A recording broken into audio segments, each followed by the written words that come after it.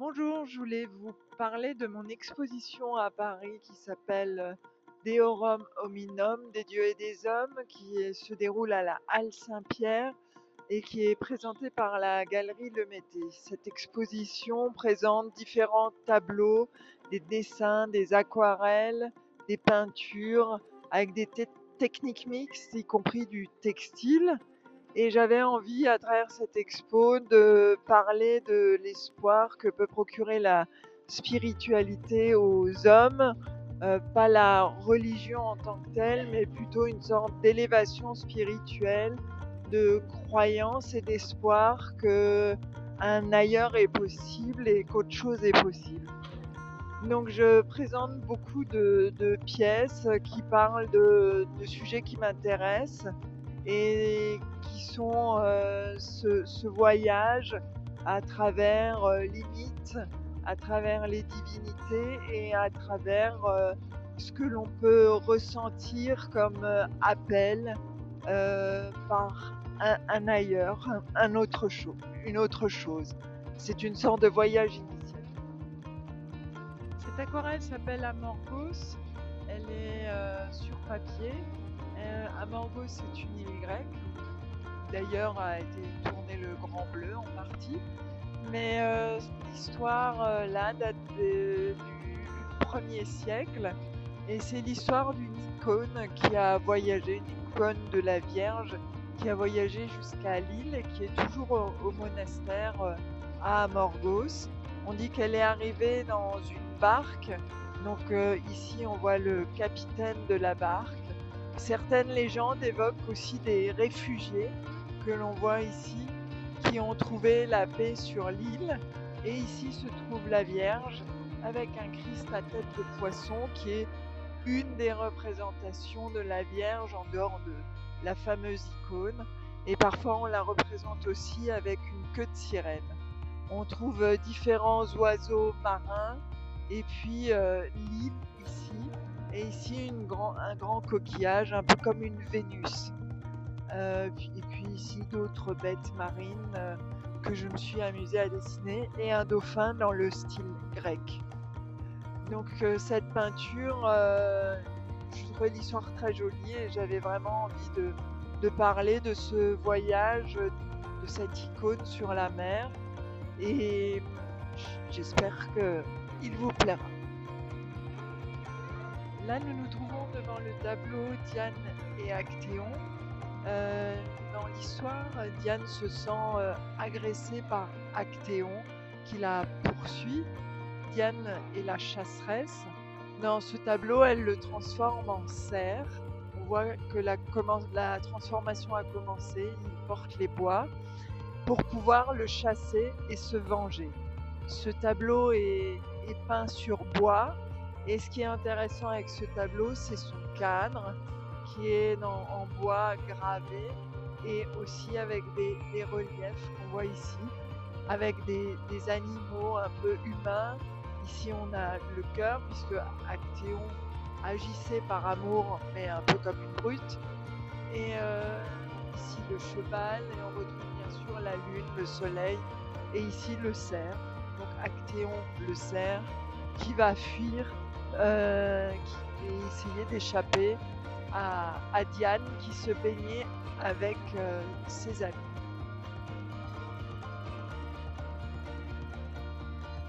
Nous sommes ici devant un des plus grands tableaux d'exposition, c'est Nyx, Nyx, la déesse de la nuit, mais c'est aussi une déesse primordiale. Nyx, en fait, c'est le commencement de tout, c'est l'origine de l'univers. Elle est née avant les dieux, façon de parler. Et ici, je l'ai représentée en espèce d'icône. On retrouve les étoiles qui forment sa coiffe. Au-dessus, on retrouve le char du soleil qui est représenté dans de nombreux folklores. Ici, on a les signes du zodiaque, donc on commence par bélier, taureau, etc., lion, balance, scorpion, jusqu'aux poissons qui sont ici. La voie lactée, avec ces femmes qui dansent et que Nyx tient entre ses mains. Ici, ce sont les dieux qui représentent les planètes de notre système. Donc il y a Neptune, Pluton, la Terre, ici qui est représentée par Déméter. On retrouve aussi l'œuf cosmique qui représente notre monde, notre univers à nous, et que le serpent enserre. Si le serpent relâche, l'œuf éclate. Et donc à l'intérieur se trouve notre univers tel qu'on le voit. Il y a une pluie puisque régulièrement, si la Terre survit, c'est grâce à des pluies célestes. Donc ce sont des pluies célestes. On retrouve les serpents qui sont des symboles de guérison, de renaissance. On retrouve la chouette aussi qui est le symbole de sagesse. On retrouve le sphinx qui est plutôt le questionnement puisque l'univers est encore plein de questionnements pour nous. Et on retrouve les piliers de l'univers de chaque côté qui se soutiennent une sorte de voûte céleste avec le char du soleil, puisqu'on a tendance à mettre le soleil au centre du tout, nous, en tant qu'humains. Et ici, enfin, le pont entre les mondes, entre les âmes, entre nous et le ciel. On peut l'interpréter de différentes manières. Donc ici, nous sommes devant Mélita. Mélita, c'est la reine des abeilles, enfin la déesse des abeilles, celle du miel, mais c'est mélangé avec une autre thématique qui est la bugonie. La bugonie, c'est la croyance grecque que les abeilles naissaient du sacrifice des taureaux ou des lions. Donc on retrouve les deux animaux ici au pied de Mélita et on voit les abeilles qui s'envolent vers elle. C'est aussi un rappel du fait que aujourd'hui les abeilles sont de moins en moins nombreuses et que c'est elles qui nourrissent notre terre et qui la fertilisent. Et donc c'est la deuxième représentation que je fais de Mélita. C'est la plus grande actuellement. On voit ici les ruches et donc elle est représentée en sorte de reine des abeilles. Elle a même les petites antennes au-dessus. Et puis on a ici la déesse Gaïa qui nourrit la terre et Perséphone ici euh, qui est présente aussi pour la Renaissance. Nous sommes ici devant le tableau Jonas et la baleine. C'est une histoire qui m'a toujours beaucoup plu parce qu'elle parle en fait du destin auquel on ne peut pas échapper. Et je crois que certaines choses de notre destinée, on ne peut pas y échapper. Donc, dans l'histoire, il doit accomplir une mission, il refuse, mais Dieu est têtu. Donc, il va le balancer dans le ventre de la baleine, qui va aller le cracher sur le lieu où il doit accomplir sa mission. Donc, on retrouve la baleine ici qui avale euh, Jonas. Ici, on retrouve des déesses marines, des sirènes. Ici, c'est la queue de la baleine. Comme la baleine représente un peu Dieu, elle porte beaucoup de yeux sur elle. Et ici, elle recrache euh, Jonas vers sa mission. Donc on retrouve aussi un symbole de la carte du tarot, la lune, avec les mystères, un petit village et l'ange qui vient l'accueillir pour le préparer à sa mission. Et Dieu vient voir si tout se passe bien euh, avec cette comète et l'œil omniscient. Ce tableau a une particularité, c'est qu'il est en partie aussi gravé avec du métal repoussé. Ce tableau Manieur de tigre fait partie d'une série de 3 tableaux qui étaient sur les manieurs d'animaux. Donc il y avait les manieurs de serpents, les manieurs de scorpions. Les manieurs de tigre, c'est en Inde. Ce sont des hommes qui vont se battre déguisés en tigre pour l'honneur de Durga, qu'on trouve ici sur son tigre et qu'on reconnaît à ses différents attributs. Et ici, on voit les hommes habillés en tigre avec des cloches, un peu comme dans nos carnavals. Ils font beaucoup de bruit et c'est une espèce de catharsis collective.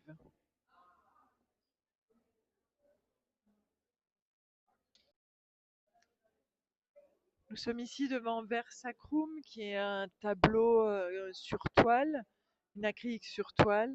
Ça représente en fait plusieurs choses des folklores anciens, avec notamment les rites au printemps. Donc ici on voit les femmes qui dansent, la renaissance de Perséphone, avec bien sûr la grenade, alors pas la bombe, hein, la fleur, le fruit, pardon, les taureaux et les vaches qui étaient parfois sacrifiés. Et ici, bien sûr, Gaïa, maîtresse du monde, qui décide de qui vit, qui meurt. Et ici, on a cette célébration du printemps avec ces femmes un peu prêtresses. Et il y a beaucoup en fait de gens qui dansent dans Versacrum. Et bien sûr, le Sol Invictus, le soleil invaincu, qui revient pour la saison claire.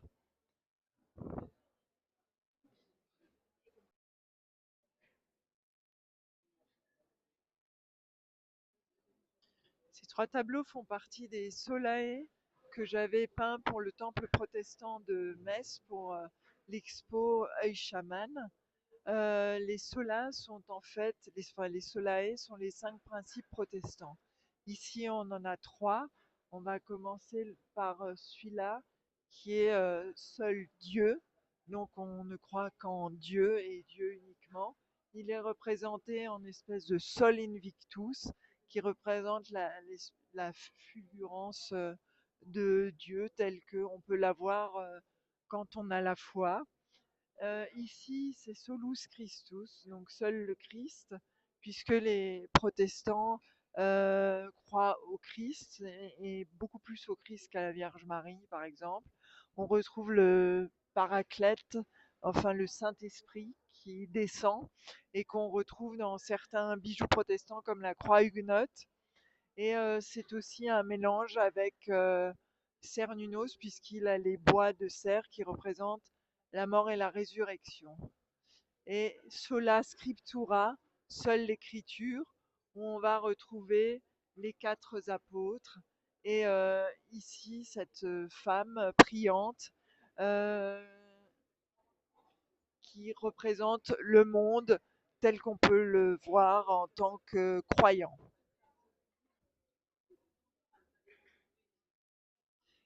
Nous sommes ici devant la roue de la fortune qui fait partie d'une série de 6 tableaux autour du tarot. La roue de la fortune se reconnaît à la roue, donc la construction est reprise vraiment des tarots de Marseille ou du Rider-Waite. Moi-même, je lis les tarots. Et donc, on retrouve les yeux bandés puisqu'on va vers le destin, la corne d'abondance, le soleil et la lune. Et on retrouve le sphinx, les hommes pris dans la roue et le diable qui est écrasé par la roue. La roue de la fortune est une carte assez intéressante parce qu'elle va se lire toujours avec ce qui est autour d'elle quand on fait un tirage, mais c'est aussi l'espoir d'avancer et de la transformation.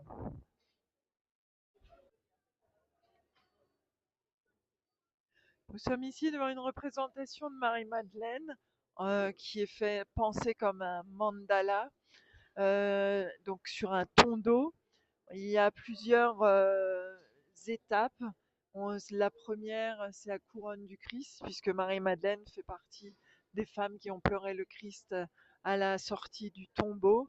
Elle est au centre, elle a le crâne et une représentation classique de Marie-Madeleine, la pécheresse, donc avec toute la réflexion autour de la mort et de l'absolution. On retrouve bien sûr les serpents qui ne représentent pas le diable chez moi, mais plutôt le soin. Ensuite, les 2 autres femmes qui étaient au pied des croix. On voit ici les 3 croix, celle du Christ au centre et le Christ couché ici, comme s'il était encore dans son tombeau avec les racines. On la voit ensuite qui traverse la mer dans cette barque. Donc la mer constitue ce cercle, puisqu'on dit qu'elle est arrivée en France. Et donc Marie-Madeleine a fini sa vie en France. Nous sommes ici devant Sophia Pistis, qui est une aquarelle et un dessin à l'encre sur papier. La Piscis Sophia est un principe gnostique, c'est la sagesse.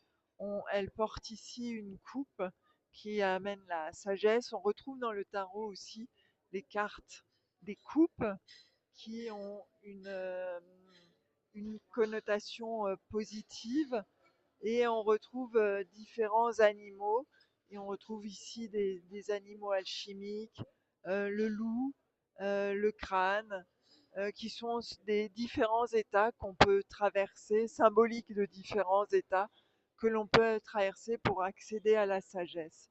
Le haut est en métal repoussé qui a été intégré au papier, et le dessin est à la plume.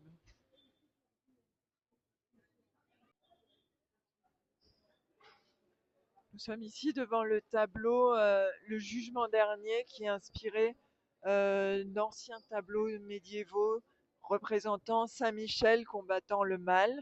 Donc on retrouve Saint Michel avec la balance, un peu comme Anubis d'ailleurs, qui est sûrement une résurgence d'ailleurs des croyances païennes.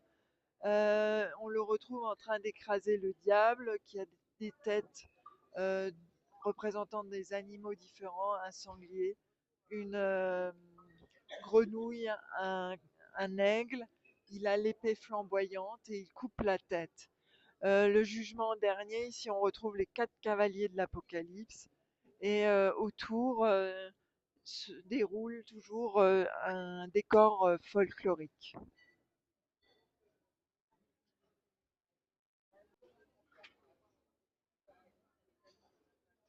Alors cette tapisserie, vous l'avez déjà vue chez moi, c'est la toute première tapisserie que je fais. Et donc c'est le l'œuf cosmique qu'on avait déjà vu dans un autre tableau, qui est donc notre monde, qui est retenu par ce serpent. Le serpent qu'on retrouve beaucoup dans les créations de l'univers, dans beaucoup de folklore, de mythologie.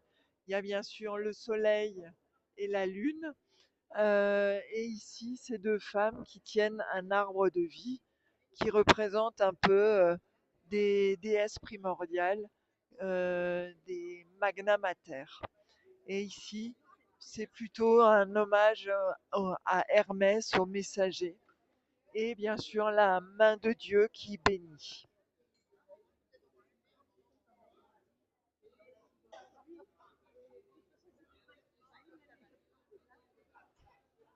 Nous sommes ici devant le tableau qui s'appelle Carnaval. Je fais référence au carnaval et euh, au côté apotropaïque du carnaval, c'est-à-dire que le carnaval doit amener protection.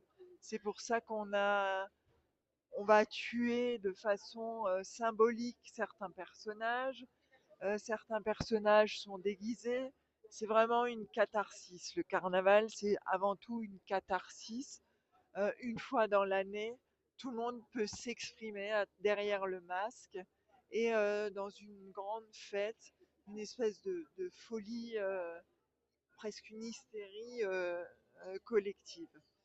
Donc il y a toujours le roi du carnaval, et on espère que les carnavals amènent de bonnes choses